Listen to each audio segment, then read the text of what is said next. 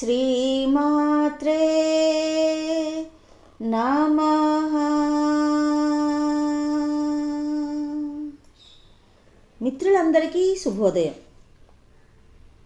కాళిదాస మహాకవికి ఉజ్జయిని మహానగరంలో శ్యామలాదేవి దర్శనం అయిన వెంటనే ఆయన భక్తి పారవస్యంతో ఆ తల్లిని మాణిక్య వీణా ముపలాలయంతి మదాలసా మంజుల వాగ్విలాసా మహేంద్ర నీలజ్యుతి కోమలాంగీ మాతంగ కన్యా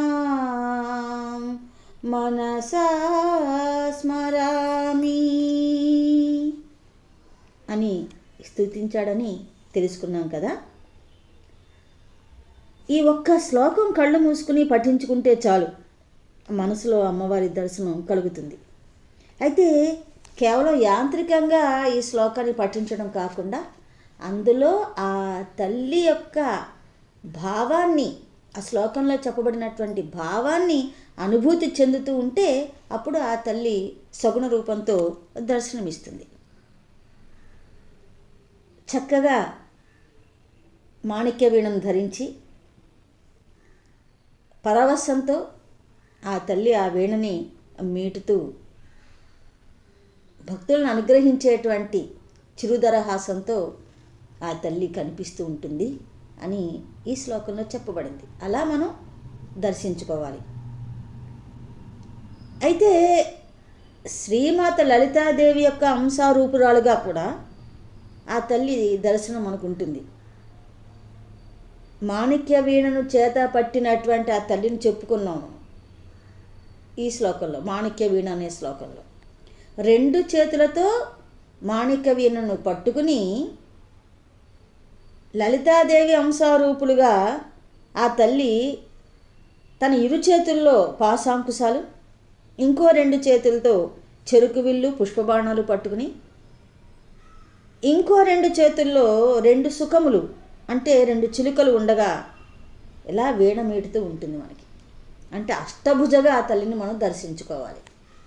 లలితాదేవిని చతుర్భుజగా దర్శించుకుంటే శ్యామలాదేవిని అష్టభుజగా, అంటే రెండు చేతులతో వీణ, రెండు చేతుల్లో చిలుకలు, రెండు చేతుల్లో పాసము అంకుశము, ఇంకో రెండు చేతుల్లో, ఒక చేతిలో చెరుకు గడ, ఇంకో చేతిలో పుష్పబాణాలు. ఇలా ఆ తల్లిని అష్టభుజగా అలా చిత్రీకరించుకోవాలి. అమ్మవారి యొక్క చిత్రపటాన్ని చూసి ఆ యొక్క రూపాన్ని మన మనసులో దర్శించుకొని ఈ మాణిక్య వీణ అనేటువంటి ఒక శ్లోకం చదివితే చాలు, అమ్మవారి యొక్క దర్శనం మనకి అనుభూతిలోకి వస్తుంది.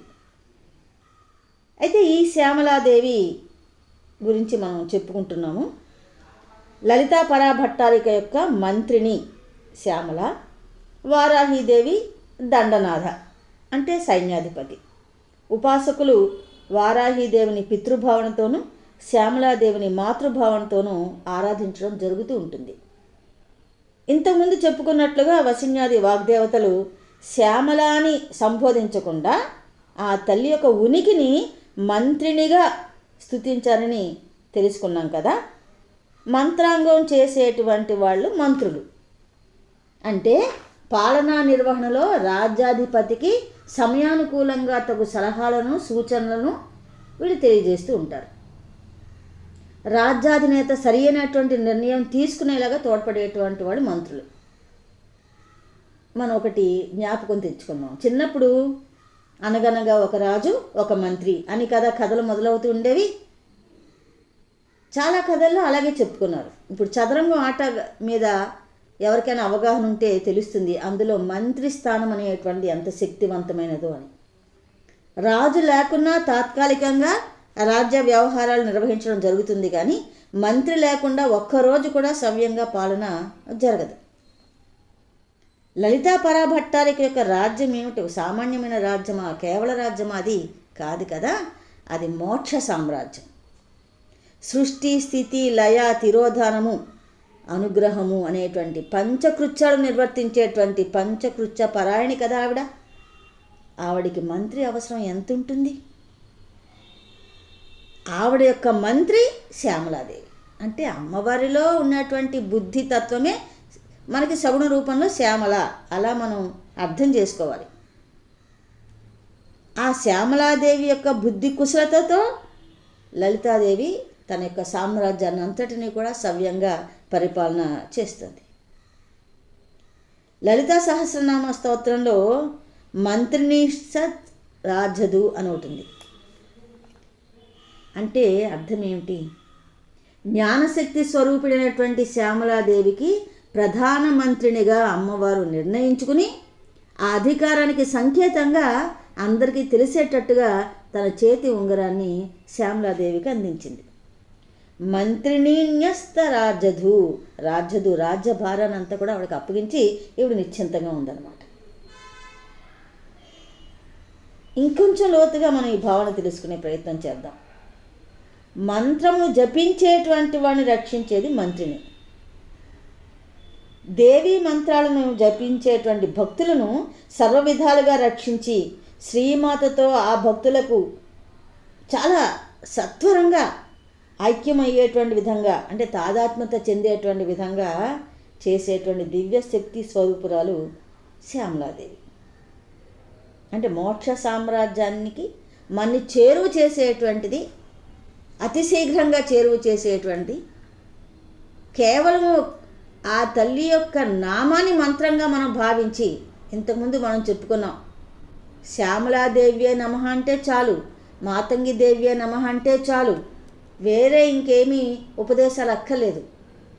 మన మనసులో ఆ అష్టభుజగా ఆ రూపాన్ని దర్శించుకుంటూ ఆమె యొక్క నామాన్ని మనం జపించుకుంటూ ఉంటే లలితా పరాభట్టారికకు అతి సమీపంగా తీసుకెళ్ళేటువంటిది ఈ శ్యామలాదేవి.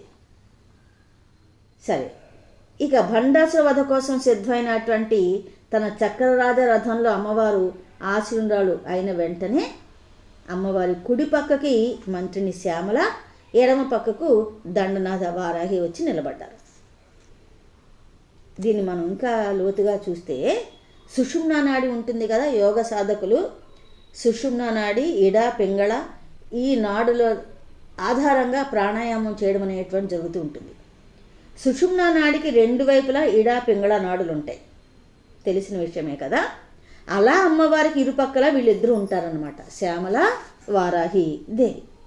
సూక్ష్మంగా కనుక ఆలోచిస్తే లక్ష్మీ సరస్వతి నడుమ లలితాదేవిలాగా, శ్యామల వరాహిల నడుమ అమ్మవారు అలా దర్శనమిస్తుంది. ఉపాసకులు ఆ రకంగా ధ్యానం చేస్తూ ఉంటారు.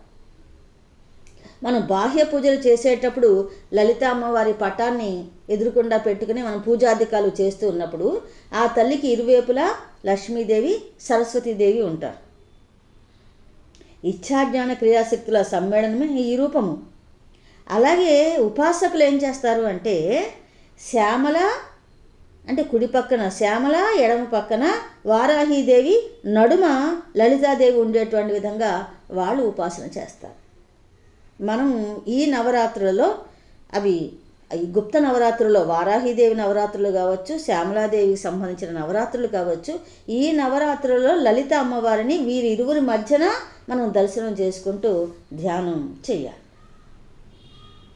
ఇక తనతో పాటుగా యుద్ధానికి సన్నద్ధమైనటువంటి ఈ శ్యామలాదేవికేమో అమ్మవారు గేయ చక్ర రథాన్ని ఇచ్చింది. శ్యామలాదేవి యొక్క రథం పేరు గేయ చక్రము. వారాహీదేవికి అమ్మవారు కిరిచక్ర రథాన్ని ఇచ్చారు. అంటే యుద్ధంలో రథాన్ని అధిరోహించి యుద్ధ కార్యక్రమం అంతా కూడా జరుగుతూ ఉంటుంది కదా, అలా. అంటే చక్రరాజ రథారూఢైనటువంటి అమ్మవారు తన రథంలోంచి ఈ రెండింటిని కూడా సృష్టించి ఇచ్చింది, వేరే వేరే కాదు. అంటే లలితాదేవి తనలోంచి అంశామూర్తులుగా వీళ్ళిద్దరిని ఎలాగైతే వ్యక్తపరిచిందో అదేవిధంగా వాళ్ళకి తగినటువంటి విధంగా ఆయా రథాలను ఆ తల్లి వాళ్ళకి బహుకరించడం అనేటువంటి జరిగింది. ఇప్పుడు అమ్మవారు అంటే లలితా పరాభట్టారికకు ఇరువైపులా ఉన్నటువంటి శ్యామలాదేవి, వారాహీదేవి వీళ్ళ మూడు రథాలు కూడా యుద్ధానికి వాళ్ళు సిద్ధమై ముందుకు కదిలారు. ఆ రథం గురించి, అమ్మవారి యొక్క రథం గురించి మనం తెలుసుకునేటువంటి ప్రయత్నము చేద్దాం. కిరి చక్రాన్ని వారాహిదేవి, గేయ చక్రాన్ని శ్యామలాదేవి, మధ్యన ఉన్నటువంటి చక్రరాజ రథారూఢ అంటే లలిత అమ్మవారు ఎలాగా ఆ తల్లి ఆ రథాన్ని అధిరోహించిందనే విషయాన్ని తెలుసుకునే ప్రయత్నం చేద్దాం.